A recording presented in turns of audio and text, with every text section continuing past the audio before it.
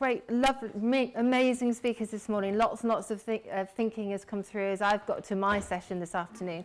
I feel it's a little bit like the Patagonia story here, but I'm going to talk about Dale. I imagine many of you will know of Dale Vince. He has been a real maverick in the energy market for some time. So for over 27 years, he's already been on this green energy journey. And he has made a profound difference in terms of impact, largely around the number of people that perhaps are engaging in the amount of energy that they're purchasing from us. So we have about 16,000 businesses who have made their decision, and particularly where they were signing up to the climate crisis and wanting to be part of that. They came to us because they wanted true 100% green energy. I would say also that Good Energy are a very good equivalent to that because they are supplying 100% green energy.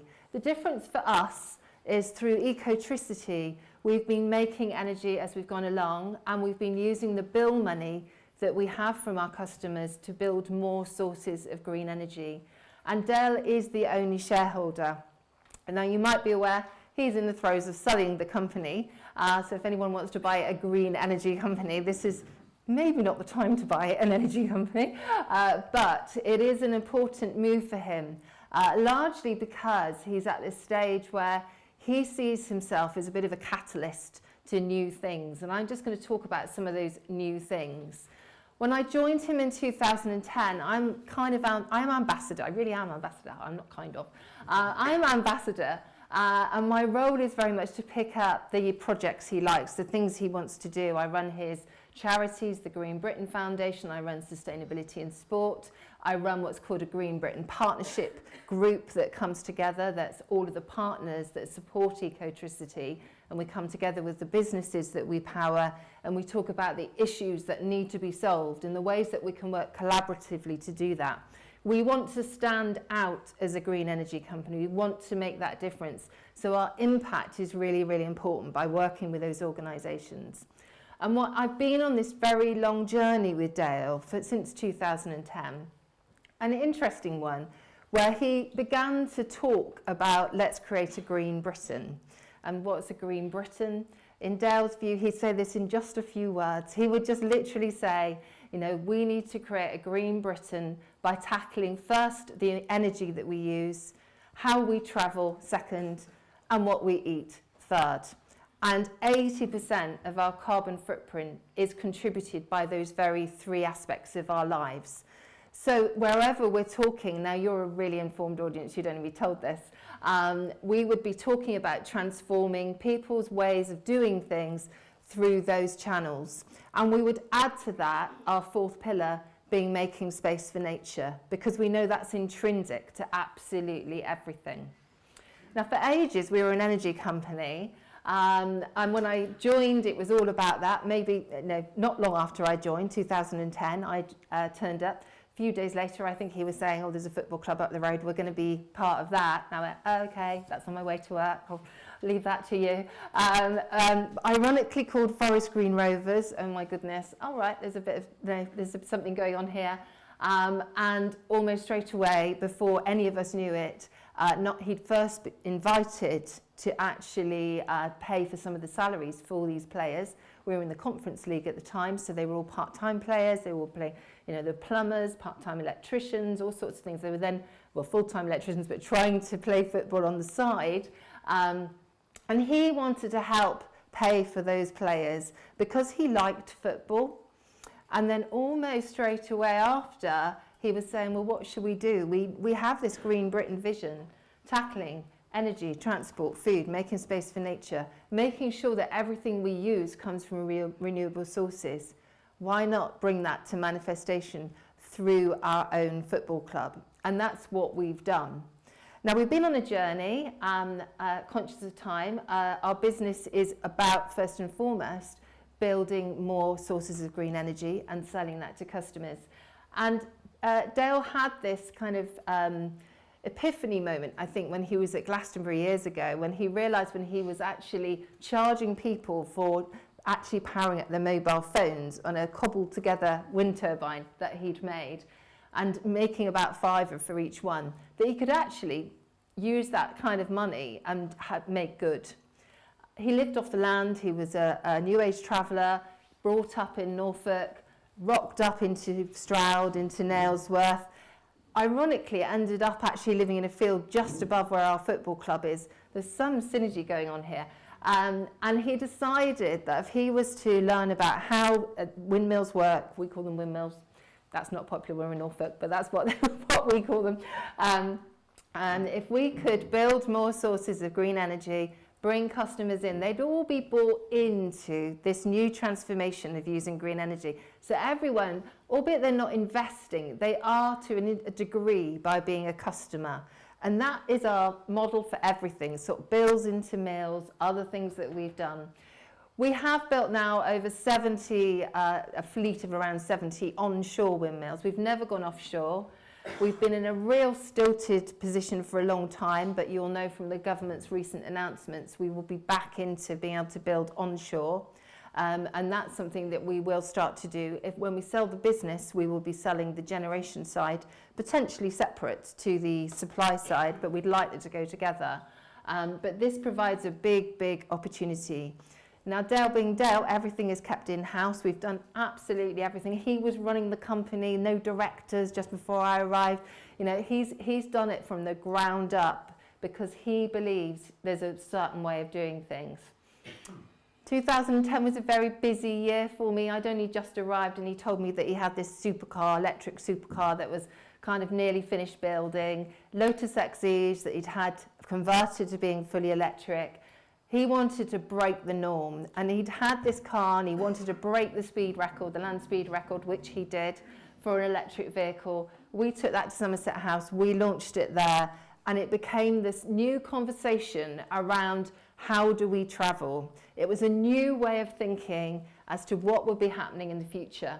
Now, we knew that to get things moving, if electric vehicles were to come onto the market, we needed to break down the anxiety that was clearly already around, where range anxiety as to where people, how far they could travel, what was really going to happen.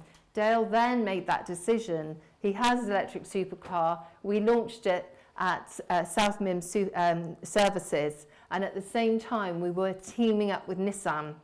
And the reason we did that is Nissan had their first 100% electric Leaf on the market, and they were concerned that people may not buy the car because they weren't quite sure how far they could travel with it. Now, we then made that the first stance to creating our electric highway, and we put the electric charging points then into each of the motorway services. At the very beginning, it was a long old charge. It took about half a day, if not longer. So Welcome Break were absolutely delighted, but nobody who drove an electric vehicle was at all delighted. Within 2 years, things really had moved on, and I feel we were really part of this transformation. We were then down to a 2-hour charging, and within a very short space down to 20 minutes. And we were putting electric super pump charges into the motorway services, a catalyst. We sold the business last year. We knew we couldn't scale up further, a little bit like we're doing with the electricity and the energy side, because Dale is a catalyst. He wants to make things happen, and that's breaking the norm. That's making all the things we've talked about today come to life. We talked about Forest Green. I've mentioned it. The thing that really strikes people about Forest Green is it's a beautiful football club, top of a hill in Nailsworth, near Stroud, 4 miles from Dale's home. Stunning views. If you don't like football, you can watch the sheep in the field above the pitch. You can come just for the food, as do many, many people. They just come for food. We've got a lot of international support, and many of them just contact us in advance to make sure they can get a table to eat, and they're not really worried about the football. But if you're not worried about football, come, because there is an atmosphere that is entirely different to any other football club, and I've been to many. I have been chief exec of Forest Green for the first season in our English Football League, and I have to say my passion was much more about the environment, and I had to do the things that perhaps weren't that exciting, like banning fans and sorting out ticket prices and things like that. But what really gets us all is that we are so, so different, and we've stood out within the English Football League like no other club. And we still stand today as being the club that is kind of driving change. So we do, the beautiful ground itself, we've got a fan base of around 2,000-3,000. We are speaking to the others, the mention that we talked about earlier, and they speak to others. So we're bringing generations together on a match day, and they're actually involved in a football club that has a fully vegan menu and has had since 2015, that has an organic pitch, that has a strip, the team shirts, they're made of coffee granules and recycled plastic bottles. The third shirt is actually sold with proceeds given to Sea Shepherd. So Sea Shepherd UK is a really important charity to us. Dale Vince is actually the honorary patron of Sea Shepherd as well. So he is giving back. And the third shirt is probably our most popular shirt, not just because of the design, but because really it is making a difference. So we're constantly providing these trickles of imagination, ways of doing things, where you can be green without really needing to think forcibly about it. So it is a fun time. Football is a fun time. It's your weekend time. It's not your fun time if you're running it, but it's fun if you're actually going to a match and you're there and you're with your friends. It gives you that little bit of downtime to perhaps to engage more with what's happening. Now, in the last season, we've actually been promoted to League One. So we got into League Two in 2017, which was a huge, huge thing for us. It increased our fan base. It meant different away fans were coming to our ground. Yeah, they were constantly asking for chips, and they were quite negative about our food at times. We've had Grimsby rock up with inflatable fish, and we've got people getting off their coaches singing "Where's your burger van?" and all the rest of it. We love it. We love it. We've had endless press come. We've got like all these documentaries made about us. You go to other English Football League meetings, and the clubs are all kind of sitting there going, "And why have you got so much more of a story than we have?" We do everything without really thinking about it. It just means so much to us. So we are growing our fan base. We're engaging with young people as well. So we've got like our own community trust. The community trust is there actually working with local schools. We have an ambassador program. We engage those ambassadors within each school. So there's representatives in each school who are learning about the environment when they're also learning about Forest Green Rovers. So it's starting to really trickle through. A massive breakthrough this year has been that the English Football League turned to us and said, right, okay, we want to really support the environment. We need to really up our game here. And they asked us to write a framework for other clubs to be working to an environmental standard. They've asked us to work with all the community trusts. Now that's 72, that's 92 if you include the championship. Now they're all being asked to think about the environment and engage with different NGOs, organisations, local authorities in their area where they can be more sustainable, they can be greener. So we know we're making a difference. And we ask anyone who has got a local club, whether it's football or elsewhere, to start to really encourage. This is an initiative where you can create change. Great for mental health, great for sustainability. It's made a difference in terms of our sponsorship. Now this is actually constantly changing, but for a football club to have such an outline, arena of different green companies pushing on the door to become part of our ground. We have been in the black for the last 2 years as a football club. That's quite a rare thing. And that's on the back of working with very highly engaged green organisations. And we've worked with the development director, the business development director of the English Football League, who is actually using the fact that we're asking all English Football Leagues, actual clubs, to be more environmental, to think about who they engage. So each club will start to move away from the McDonald's, move away from those organisations that are, subliminally training people to think about how not to be environmentally aware, and move them into a space where we intrinsically are making a difference. So partnerships are very, very important to us from a sustainability perspective. our food at Forest Green inspired Dale then to create What Next, a food company. So we have a food company called Devil's Kitchen, and we sell, we make our own burgers and balls that are all vegetarian based, and sausages as well. They are sold into the food service world, into the food catering for schools in particular, but they're also sold within Ocado. Now, I don't think we ever dreamt that would happen, to be honest. We were there because we wanted to make a difference. Inspired Devil's Kitchen by the Green Devil, which is our mascot at Forest Green. So we connect it all up, and we also invite many schools to come to the ground, so they kind of see that connection through. Again, a really nice way to have impact. Business is also covering the nature side. So we have a mobile sim, which is called EcoTalk. And if you sign up to that, which I've had for the last 10 years, profit from that is then fed into projects to buy up space for nature, which then the RSPB manage. So again, it's kind of pushing on the norm all the time, looking at what else we can do, talking to broadband suppliers at the moment. How are we going to make that difference? How can we give people something to do that isn't too difficult? It's kind of off the shelf, but just a bit different. Like changing a bank, change your mobile SIM service. This is a bit of a newer one. And I am very delighted that I've met Dan properly today, because Dan's sister-in-law, Dahlia, is an amazing friend of mine who works at Ecotricity. She is leading Sky Diamond. So Sky Diamond is a very new project that we've had. Well, I say new, we've been on it for a while, but we're actually now manufacturing diamonds from the clouds. So we're using carbon capture to seed the production of diamonds. A little bit different, but what Dale is trying to do is to demonstrate that you don't have to give things up.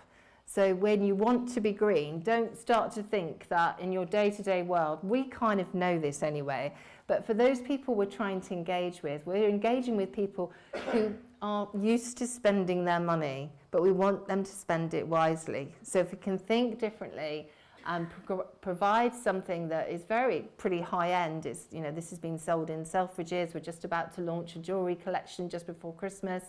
But the whole point of this is to access new audiences all the time, the others, because that will make the very, very big difference. So Dale will keep this business. That's a very important one to him.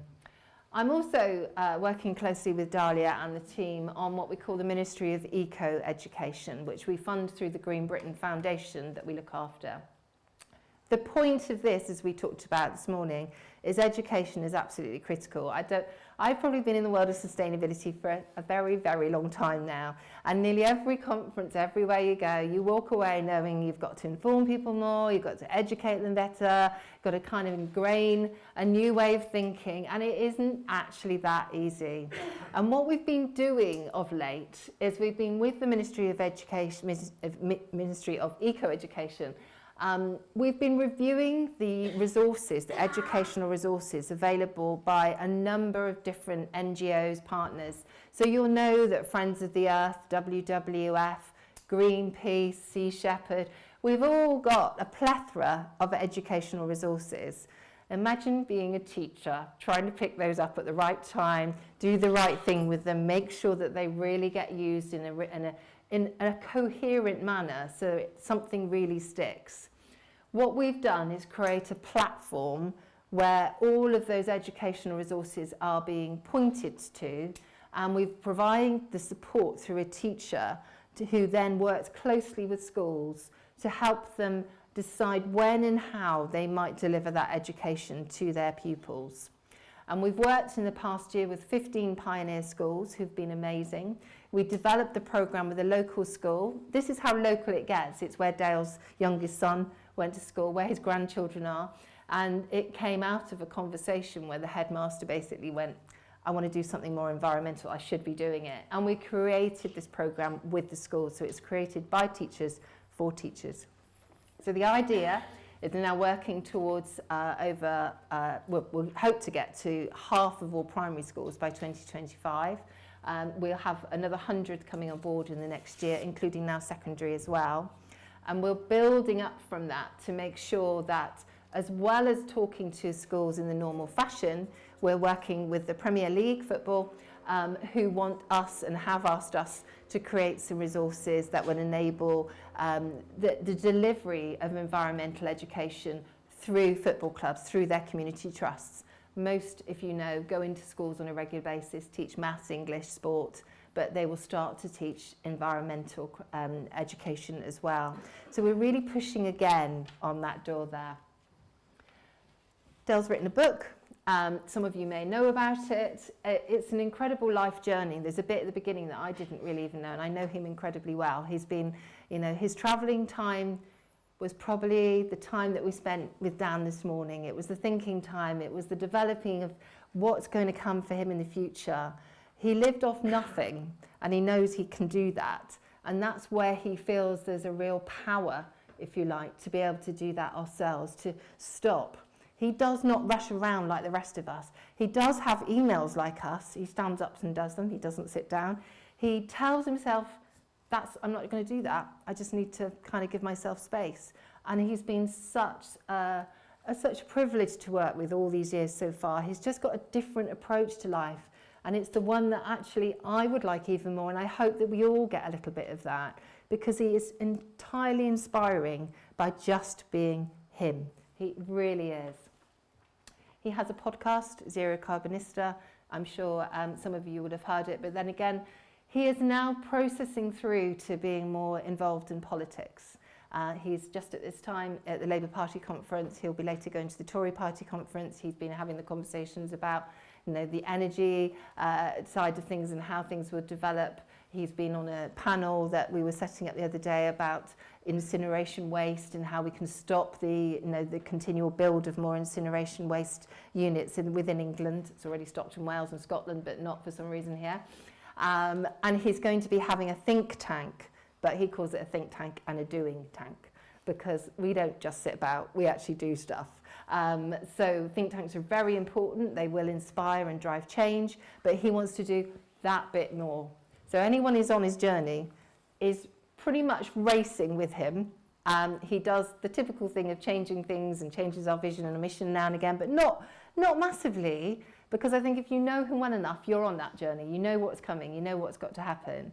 And I think for us, it's just realising that we're all really part of a big jigsaw puzzle. We're just small pieces that all fit into that. And we have to work, as was talked about earlier, collaboratively. And our work with Dale and how we do that really kind of accentuates that, if you like. So that's the story of Ecotricity. I think many of you will have known it already, but I hope that was useful as a kind of indication of who we are, what we do, and how others can be. His road into the football club is called Another Way. That's how we are. Thank you very much.